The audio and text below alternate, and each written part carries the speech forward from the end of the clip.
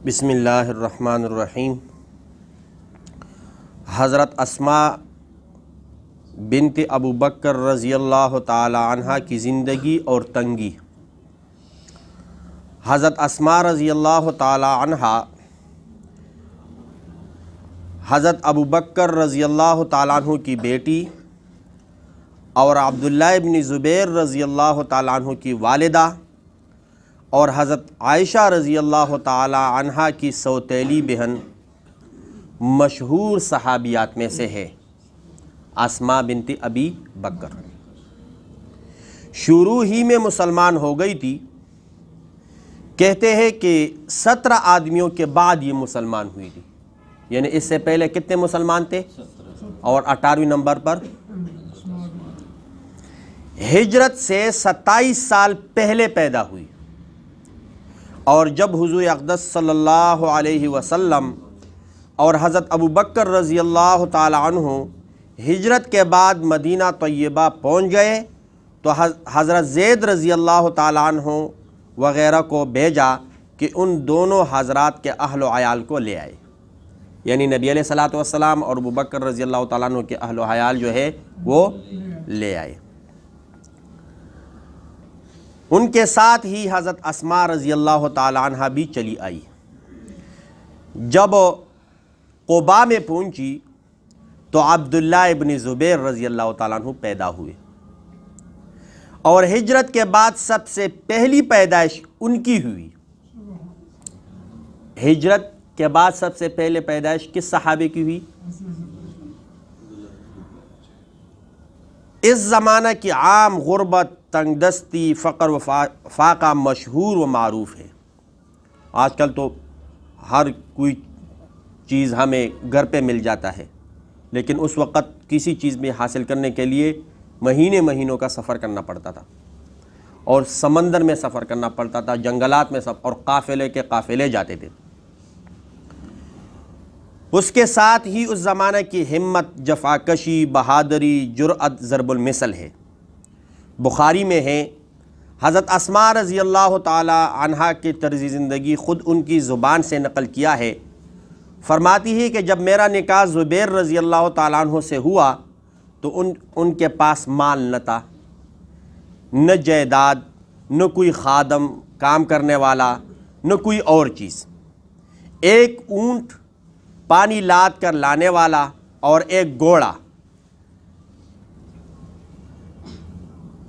جو اس گھوڑے پر گھاس وغیرہ اور یہ چیزیں اون کے لیے لاتے تھے، اور خود کوئی خرچہ وغیرہ اس پر اپنے لیے، یہی 2 چیزیں تھیں۔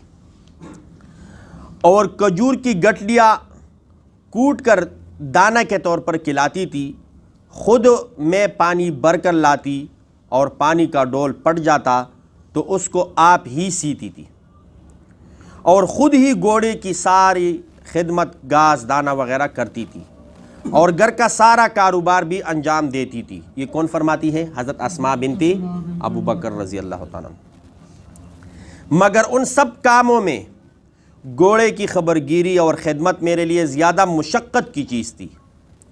روٹی البتہ مجھے اچھی طرح پکانا نہیں آتی تھی، تو میں آٹا گون کر اپنے پڑوس کی انصار عورتوں کے یہاں لے جاتی۔ وہ بڑی سچی مخلص عورتیں تھیں، میری روٹی بھی پکا دیتی تھی۔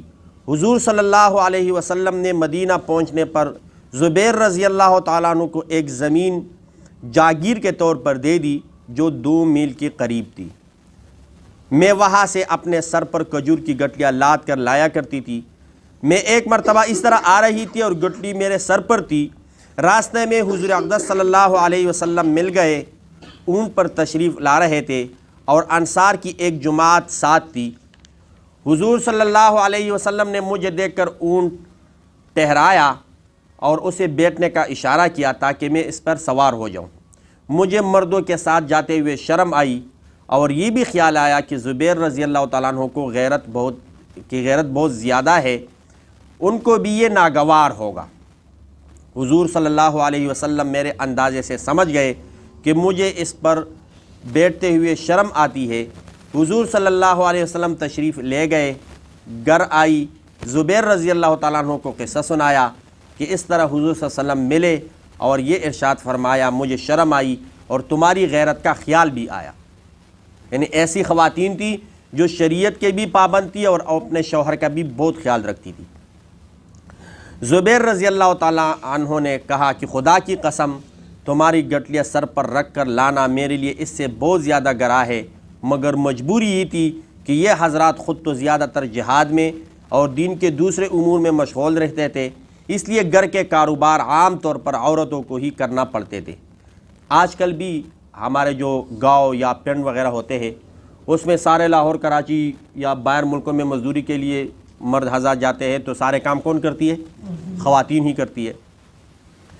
اس کے بعد میرے باپ حضرت ابو بکر رضی اللہ تعالیٰ عنہ نے ایک خادم جو حضور صلی اللہ علیہ وسلم نے ان کو دیا تھا میرے پاس بھیج دیا، جس کی وجہ سے گھوڑے کی خدمت سے مجھے خلاصی ملی، گویا بڑی قید سے میں آزاد ہو گئی۔ فائدے میں لکھتے ہیں کہ عرب کا دستور پہلے بھی تھا اور اب بھی ہے کہ کھجور کی گٹیاں کوٹ کر یا چکی میں ڈل کر پھر پانی میں بھگو کر جانوروں کو دانہ کے طور پر کھلاتے ہیں۔ تو یہ واقعہ بیان کرنے کا مقصد یہ ہے کہ حضرت اسماء رضی اللہ تعالیٰ عنہ اگر کہتی کہ میں تو خلیفہ اول کی بیٹی ہوں، مجھے کوئی کسی کام کو ہاتھ نہیں لگانا، میں نے روٹی نہیں بنانی، یا تو کہہ سکتی تھی لیکن نہیں کہا۔ اور وہ ایک محاورہ ہے نا کہ اپنے چادر کے ساتھ پاؤ پھیلائے، اپنے چادر کے ساتھ کیا کرے، ایسا نہ ہو چادر چھوٹا ہو پاؤ باہر ننگے ہو، تو جتنا چادر ہے اتنا ہی پاؤ پھیلائے۔ تو ہمیں بھی چاہیے کہ ہماری جتنی آمدن ہے اس کے مطابق بھی اس کے اخراجات کر لیں۔ اب ہمیں ملتے ہیں مہینے کے 10,000 اور ہم خرچے فضول خرچیاں، اور ایک سوٹ کے بجائے ہم 3 سوٹ سلائے، اور اس شادی پہ میں نے اس لیے نہیں یہ سوٹ لے کر جانا کہ پچھے شادی پہ عورتوں نے یہ دیکھا ہے۔ اکثر خواتین گھر میں ایسے کہتی ہے، لیکن ان کو بھی چاہیے کہ اپنے شوہر کے آمدن کا بھی خیال رکھے اور اسی کے مطابق میاں بیوی اگر گھر چلائے تو برکت بھی ہوگی اور جنگ جھگڑے بھی نہیں ہوں گے۔ کوشش کریں گے نا انشاءاللہ۔ مجھے پتہ ہے کہ دوسرے جو مسائل میں بیان کرتا ہوں وہ تو تم گھر میں نہیں بتاتے، یہ والا مسئلہ ضرور تم گھر میں بتاؤ گے، کیونکہ مولوی صاحب نے کہا کیونکہ اس میں عورتوں کی بات ہے۔ اللہ رب العزت عمل کرنے کی توفیق عطا فرمائے۔ الحمدللہ۔ السلام علیکم۔ اس ویڈیو کو لائک کریں اور شیئر کریں اور ہمارے چینل کو سبسکرائب کریں اور بیل آئیکن دبانا مت بھولیے گا۔ شکریہ۔